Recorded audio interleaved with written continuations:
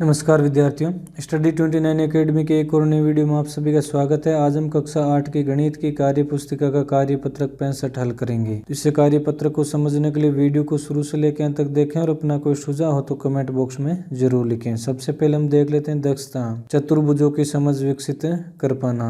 तो इससे पहले के जो कार्यपत्रक थे उनमें हम त्रिभुजों के बारे में जानकारी प्राप्त कर रहे थे, अब हम चतुर्भुज के बारे में जानकारी प्राप्त करेंगे। तो पहला प्रश्न है इसमें, चतुर्भुज MNOP के विकर्ण खींचकर उनके नाम लिखिए। यहाँ पर हमें जो एक चतुर्भुज दे रखा है उसके विकर्ण खींचने हैं और उनके नाम देने हैं। तो सबसे पहले हमें इसके दो विकर्ण है वो देख लेते हैं कौन कौन से। NO व MP, ये दो विकर्ण हो गए हैं। तो इनको अब हम लिखेंगे विकर्ण NO व विकर्ण MP, ये दो विकर्ण हो जाएंगे। विकर्णों का प्रतिच्छेदन बिंदु चतुर्भुज के अभ्यंतर भाग में स्थित है या बहिर्भाग में। ये जो दोनों विकर्ण मिल रहे हैं, ये जो बिंदु है ये अंदर है या बाहर है। तो ये के अंदर बन रहा है तो यहाँ पर हम लिख देंगे अभ्यंतर भाग। प्रतिच्छेदन बिंदु है वो चतुर्भुज के अभ्यंतर भाग में बन रहा है। दूसरा प्रश्न, नीचे दिए गए कथनों के लिए सत्य अथवा असत्य लिखे। तो क में हम लिखेंगे आयत रेक्टेंगल का प्रयोग प्रत्येक कोण समकोण होता है। तो ये कथन सत्य हो जाएगा क्योंकि आयत के जो भी कोण होते हैं, चारों कोण वो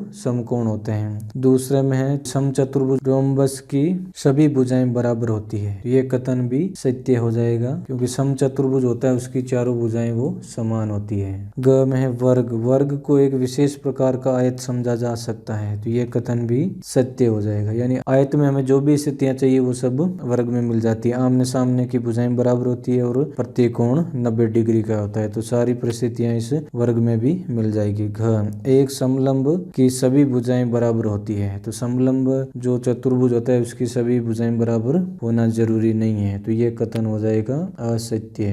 प्रश्न संख्या 3, दिए गए चतुर्भुजों को उनके नाम के साथ मिलान कीजिए। तो ये जो पहला चतुर्भुज है ये आयत हो जाएगा, दूसरा चतुर्भुज वर्ग हो जाएगा और तीसरा चतुर्भुज समांतर चतुर्भुज हो जाएगा। यानी इसके आमने सामने की भुजाएं बराबर है और इनके जो अंतर है वो भी बराबर है। और ये आकृति हो जाएगी समचतुर्भुज की, इसकी चारों भुजाएं समान है और आमने सामने के कोण बराबर है। और ये जो आकृति ये समलंब की आकृति हो जाएगी। इस प्रकार हम इन आकृतियों का उनके नाम से मिलान कर लेंगे। चौथा प्रश्न, चतुर्भुज के चारों कोणों को जोड़कर 360 डिग्री होता है तो चतुर्भुजों में छूटे हुए कोण का मान ज्ञात करना है। तो चतुर्भुज के जो चारों कोण होते हैं अंत्य कोण, उनका मान 360 डिग्री होता है। यहाँ पर हमें कुछ कोणों के मान दे रखे हैं और बाकी जो बचे हुए कोण हैं उनके मान हमें निकालने हैं। तो क में जो चतुर्भुज दे रखा है उसके 3 कोण दे रखे हैं, चौथे कोण का मान हमें ज्ञात करना है। तो 360 में से जो तीनों कोण दे रखे हैं उनको घटा लेंगे। तो 100 और 105 205 हो जाएंगे। 205 में 75 जोड़ेंगे तो ये हो जाएंगे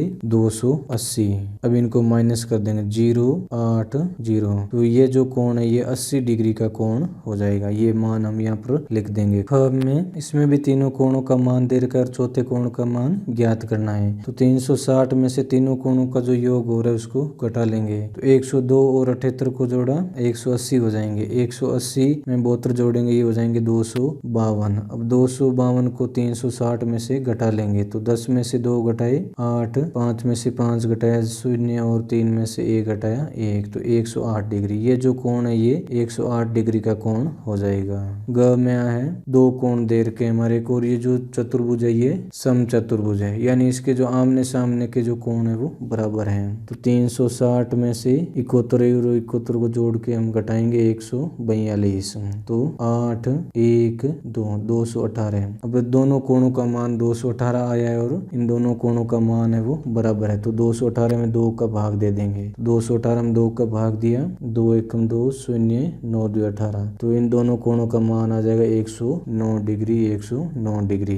प्रश्न संख्या 5, दिए गए चतुर्भुज का नाम बताइए। यहाँ पर जो भी चतुर्भुज दे रखे उनके हमें नाम बताने हैं। तो पहली आकृति है जिसमें चारों कोण बराबर है और चारों भुजाएं बराबर है, तो ऐसी आकृति वर्ग कहलाती है। दूसरी आकृति जिसमें 2 समांतर भुजाएं हैं और ये इस पर ऐसे लंब बनाएगा, तो ये जो चतुर्भुज होगा वो समलंब चतुर्भुज कहलाएगा, समलंब चतुर्भुज। अगली आकृति में आमने सामने की भुजाएं हैं वो बराबर है और आमने सामने के कोण भी बराबर है। ऐसे जो चतुर्भुज है वो समांतर चतुर्भुज कहलाएंगे, समांतर चतुर्भुज। चौथी आकृति में आमने सामने की भुजाएं बराबर है और चारों कोण 90 डिग्री के, तो ऐसी सी आकृति आयत कहलाती है। इस प्रकार इस वीडियो में हमने कार्यपत्रक 65 को हल किया। अगले वीडियो में हम अगला कार्यपत्रक हल करेंगे। वीडियो अगर उपयोगी लगा हो तो इसको लाइक करें और अपने दोस्तों में शेयर करें। चैनल पर पहली बार आए तो चैनल को सब्सक्राइब कर लें और बेल आइकन भी दबा दें ताकि आने वाले वीडियो के नोटिफिकेशन आपको समय पर मिल सकें। वीडियो को पूरा देखने के लिए आपका बहुत बहुत धन्यवाद।